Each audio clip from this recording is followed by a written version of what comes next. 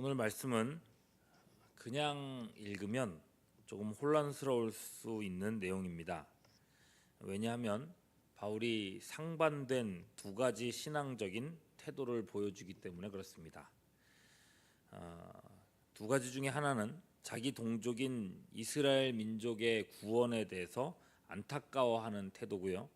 그러면서도 또 하나의 태도는 자기 민족이 버림받게 된 것이 하나님의 뜻이었다라고 말하고 있습니다. 뭔가 일관성이 없는 것처럼 보이는 겁니다. 자기 민족의 구원 때문에 안타까워했다면 하나님의 택하심을 변경할 수 있다라고 주장을 했어야 되고, 하나님의 오류 없는 택하심을 강조했다면 자기 민족이 버림받은 것에 대해서는 어쩔 수 없는 일이라고 포기했어야 할 겁니다. 그 두 가지가 같이 설 수가 없다는 거죠. 그러면 이 두 가지 태도를 좀 더 같이 자세히 살펴보죠. 먼저 바울은 자기 동족 이스라엘의 구원 문제 때문에 안타까워합니다. 1절 보면 나에겐 큰 근심이 있다 말합니다. 그게 단순히 근심만이 아니라 마음에 그치지 않는 고통이라고 말합니다. 심지어 이 고통은 1절에 처음에 보시면 그리스도 안에서의 고통이다. 그리고 1절 후반절 보시면 성령 안에서의 고통이라 얘기합니다. 이 하나님이 함께 고통하고 계신다는 겁니다. 그럼 그 고통의 이유는 무엇인가? 이스라엘 사람, 즉 바울의 동족들 때문이라는 것입니다. 이 동족들은 복음을 버렸습니다. 창세기 3장 15절 때부터 계시되었던 메시아 예수님이 오셨는데도 그들은 예수님을 인정하지 않았습니다. 여전히 율법을 의지하고 아브라함의 혈통적 구원을 의지합니다. 십자가의 예수님을 믿어야만 영생을 얻는데 그들은 예수님을 배척하고 있습니다. 그렇게 유대인들은 멸망길로만 걷고 있습니다. 그런 동족들이 바울에게는 큰 고통이었다. 여러분, 바울은 누구보다 자기 민족을 사랑했습니다. 아브라함의 혈통적 자손이라는 자부심이 바울에게도 있었습니다. 그렇기에 유대인들이 더욱 예수님을 믿고 더 많이 구원받기를 바랬습니다. 현실은 그렇지 않았죠. 그것이 바울의 평생의 짐이 되었다고 말하는 겁니다. 아이러니하게도 바울은 이방인을 위한 사도로 부르심을 받았죠. 로마서 11장 3절 내가 이방인인 너희에게 말하노라. 내가 이방인의 사도인 만큼 내 직분을 영광스럽게 여기노니. 그렇게 말하는데도 사도행전을 읽어보면 바울은 어디를 가든지 맨 먼저 유대인들에게 복음을 전했습니다. 그리고 그들에게 거절당한 후에야 이방인들에게 복음을 전했어요. 이것이 바울의 태도입니다. 자기 동족의 구원을 얼마나 바랬는지 심지어 3절 보시면 나의 형제 곧 고륙의 친척을 위하여 내 자신이 저주를 받아 그리스도에게서 끊어질지라도 원하는 바로라. 엄청난 말을 하는 겁니다. 차라리 내가 지옥을 가겠다. 여러분, 그렇게 말할 사람이 있겠습니까? 자신이 받은 구원을 잃어버리고 지옥에 떨어져서 자기 민족이 구원을 받을 수만 있다면 그렇게라도 하고 싶다. 이것이 바울의 마음입니다. 그리고 이것이 하나님께서 귀히 여기시는 마음입니다. 그리고 그것이 예수님의 마음이기도 하죠. 하나님과 원수였고 하나님을 찾지도 않았던 사람을 위해서 그리스도께서는 자기 생명을 내어주셨습니다. 여러분, 똑같은 마음이 구약성경 출애굽의 지도자 모세에게도 있었습니다. 이 광야의 이스라엘 백성들이 금송아지 우상을 만들고 하나님께 반역했습니다. 하나님은 이렇게 반역하는 백성들이라면 당장 여기서 다 멸망시키고 이 모세로부터 시작해서 다시 민족을 만들겠다고 말씀하십니다. 바로 그럴 때에 모세는 이렇게 대답합니다. 출애굽기 32장 32절 그러나 이제 그들의 죄를 사하시옵소서. 그렇지 아니하시오면 원하건대 주께서 기록하신 책에서 내 이름을 지워버려 주옵소서. 주님의 책에서 내 이름을 지워버려 달라고 하는 것은 천국의 명록에서 지워달라고 하는 것입니다. 즉 이 민족과 함께 지옥에라도 떨어지겠다는 겁니다. 결국 하나님은 그의 말을 들으셨고 그들을 치려는 마음을 철회하셨습니다. 하나님은 모세의 이런 태도를 기뻐하셨던 겁니다. 여러분, 이런 자세들을 보십시오. 그에 비하면 오늘날 우리들의 마음은 얼마나 가벼운가 하는 겁니다. 우리가 속한 이 나라, 이 민족을 위해서 기도하려 할 때 그 기도가 얼마나 약해져 있습니까? 눈물을 흘리면서 이 땅을 고쳐달라고 부르짖었던 그 야성들은 다 어디로 갔습니까? 믿지 않는 남편의 신발을이라도 교회에 들고 와서 주님, 신발이 먼저 왔습니다, 곧 몸도 올 줄 믿습니다 고백했던 그런 순수한 열정들도 참 찾기 어렵죠. 지금의 모습들을 보노라면요, 포스트 모더니즘 그런 시대라서 그런지 신앙도 많이 개인주의적입니다. 내가 구원은 받았으니 일단은 된 것 아닌가, 다른 사람은 구원 받으면 좋고 아니면 어쩔 수 없는 것 아닌가, 이런 마음이 큽니다. 내 가족, 내 민족, 주변 사람들의 구원은 산 넘어 불구경일 때가 많죠. 여러분, 이것은 절대로 하나님께서 기뻐하시는 태도가 아닙니다. 우리의 생각을 돌이켜야 합니다.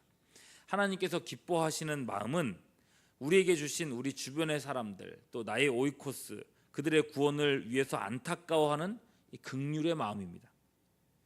그럼 오늘 아침에도 기도하실 때에 우리 교회가 그리스도 예수의 마음, 그리고 모세의 마음, 그리고 오늘 말씀의 바울의 마음을 회복할 수 있는 교회 되게 해달라고 기도하시는 이 아침이 될 수 있기를 소망합니다.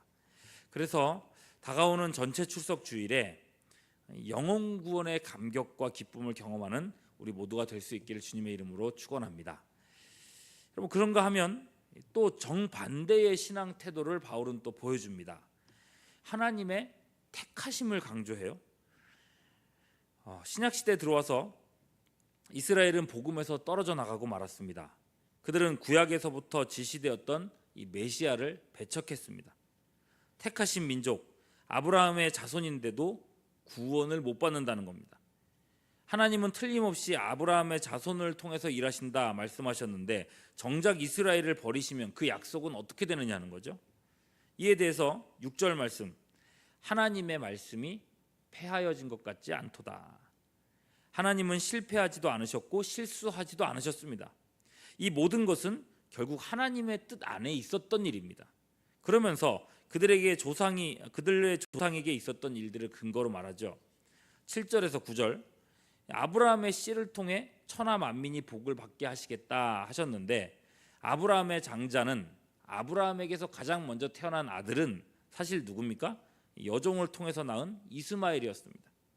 그러나 하나님은 두 번째로 태어난 이삭에게 상속권을 넘겨주셨습니다. 물론 이삭이 아브라함의 본처 아들이니까 그렇다, 이렇게 말할 수 있는 사람 말할지도 모르겠습니다. 그래서 또 다른 예를 듭니다. 10절부터 13절, 이 야곱과 에서의 예죠. 이들은 쌍둥이였지만 세상에 먼저 나온 아이는 에서였습니다. 그럼에도 하나님은 그들이 태어나기 전 태에 있을 때부터 야곱을 앞세우셨습니다. 결국 구원은 하나님의 택하심의 결과라는 것입니다. 11절 말씀, 그 자식들이 아직 나지도 아니하고 무슨 선이나 악을 행하지도 아니한 때에 택하심을 따라 되는 하나님의 뜻이 행위로 말미암지 않고 오직 부르시는 이로 말미암아 서게 하려 하사.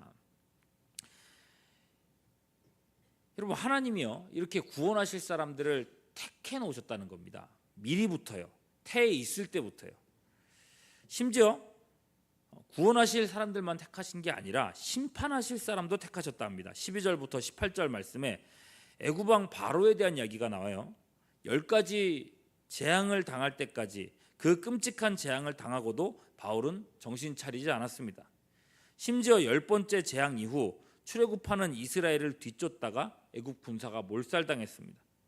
그가 왜 그토록 강팍했는가? 12절 말씀에 보면 이것은 하나님의 뜻이었다고 말합니다. 내가 이 일을 위하여 너를 세우노라. 그리고 이 모든 말씀의 결론이 18절이죠. 그런즉 하나님께서 하고자 하는 자를 긍휼히 여기시기도 하고 또 하고자 하는 자를 완악하기도 하신다고 말합니다. 구원도 유기도 모든 것이 하나님의 뜻 안에, 택하심 안에 있었다는 겁니다. 그렇지 않습니까? 만일에 하나님이 모르시는 것이 있었다, 누구를 구원하고 누구는 유기되고 하는 것에 대해서 하나님이 모르시는 것이 있었다고 한다면 하나님의 전지함이 부정되는 것입니다. 여러분, 이것을 두고 개혁자들은 하나님의 이중 예정이라고 말합니다. 자, 보십시오. 바울은 영혼 구원에 대해서 이야기할 때에는 그것이 자신의 아픔일 뿐만 아니라 그리스도 안에서 또 성령 안에서 아픔이라고 말했습니다. 즉, 이 아픔은 하나님의 아픔이기도 하다는 것입니다. 동시에 이렇게 말함으로써 하나님이 마치 구원을 이루지 못하시는 하나님, 무능한 신으로 비치기를 원치 않았습니다. 그래서 여기서는 하나님의 전지하심, 선택과 유기의 이중 예정을 말하고 있습니다. 이스라엘이 복음을 거부한 것도 결국 하나님의 택함이었다는 것입니다. 그러면 선택과 유기를 친히 하셨으면서도 영혼 구원을 위해서 안타까워하시는 것은 도대체 뭡니까? 하나님께서 안타까운 척 연기를 하시는 걸까요? 바울의 신학은 그렇지 않습니다. 바울은 하나님의 본질이 우리의 이성을 아득히 넘어 있음을 인정하고 있습니다. 내 이성으로 다 설명할 수 있고 내 이성으로 다 생각할 수 있고 이해할 수 있다면 그런 분은 오히려 참 신일 수 없다고 믿었습니다. 그렇기 때문에 하나님은 택하시고 유기하는 주체이시면서도 동시에 영혼 구원을 위해서 안타까워하시는 하나님이라고 고백하고 있는 것입니다. 바울은요, 이 두 가지 하나님의 모습을 일부러 붙여둠으로써 우리의 신앙을 도전하고 있습니다. 하나님은 우리를 초월하여 아득히 높고 위대하시며 말 그대로 영원하신 분이십니다. 동시에 그 하나님은 우리의 시간 속에 친히 찾아 들어오셔서 우리와 함께 탄식하시고 마음 아파하시고 공감해 주시는 분이십니다. 여러분, 이 신비를 우리가 어찌 다 이해할 수 있겠습니까? 우리가 이 새벽에 기도하며 만나는 하나님이 바로 그러한 분이십니다. 하나님이 우리의 기도를 들어주시는 것 자체가 사실은 신비입니다. 여러분, 이 아침에도 이 하나님의 신비를 곱씹어 묵상하시며 또 하나님을 배워가면서 하나님을 깊이 알아가면서 더 깊은 신앙의 세계로 나아가는, 그리고 그 무한하신 하나님과 교제하는 놀라운 시간이 될 수 있기를 주님의 이름으로 축원합니다. 기도하겠습니다.